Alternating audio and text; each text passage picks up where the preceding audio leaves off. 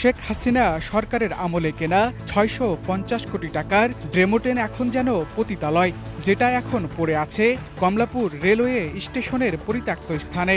স্থানটা দেখলে অনেকটা ভুতুরে জঙ্গল মনে হবে, যেখানে নেই মানুষের তেমন আনাগোনা।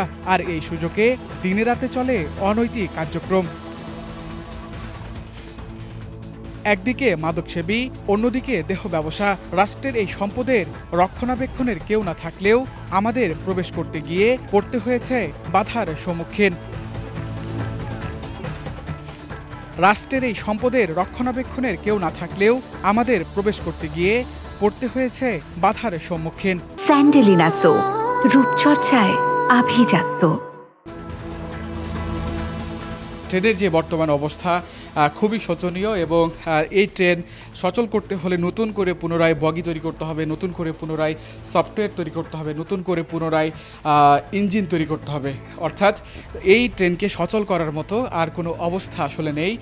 যতটুকু দেখে মনে হচ্ছে, আমরা যতটুকু ঘুরেছি, যতটুকু দেখেছি, আসলে পুরো ট্রেনের বগিগুলোই যেমন এখানে একটি ডিসপ্লে ছিল, দেখেন এই ডিসপ্লেটাও কিন্তু আসলে খুলে নেওয়া হয়েছে। এরকম অনেকগুলো লাইট আমরা দেখেছি যে উপরে যে লাইট থাকে সেই লাইটগুলো কিন্তু আসলে খুলে নেওয়া হয়েছে। তবে ছোট ছোট যে ফ্যানগুলো রয়েছে, ফ্যানগুলো যদিও খোলা হয়নি, তবে বিভিন্ন যন্ত্রাংশ কিন্তু আসলে খুলে নেওয়া হয়েছে। আমরা এখানে একজনের সাথে কথা বলেছিলাম, তিনি আমাদেরকে আসলে যেটি জানিয়েছে যে কারা এবং কিভাবে ট্রেনের এই গুরুত্বপূর্ণ যে যন্ত্রাংশ, দামি যে যন্ত্রাংশ যারা খুলে নিয়েছে, হয়তো তদন্ত করলে সেটি বের হয়ে আসবে। আমরা যদি আপনাদেরকে দেখাই আসলে ট্রেনটির ভেতরে যে অবস্থা, মাকড়সা জাল বেঁধেছে, শ্যাওলা পুরো ট্রেনগুলোকে বেষ্টিত করে রেখেছে। আসলে এই ট্রেন সচল করার মতো আসলে কোনো অবস্থাতেই নেই।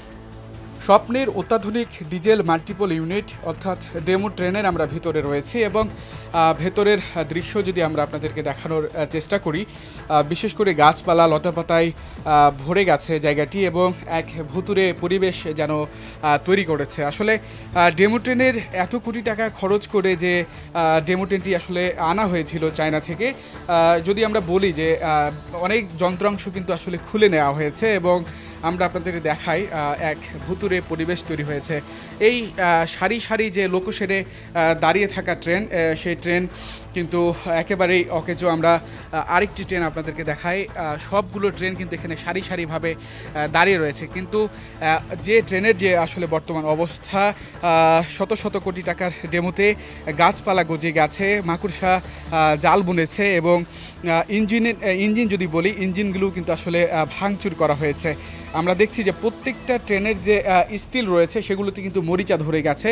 অর্থাৎ কোনোভাবেই আসলে এটিকে আর সচল করা যাবে না, এমনটি কিন্তু আসলে মনে হচ্ছে। আমরা যদি আপনাদেরকে দেখাই যে একটা কিন্তু ভুতুরে পরিবেশের সৃষ্টি হয়েছে যতটুকু দেখে মনে হচ্ছে।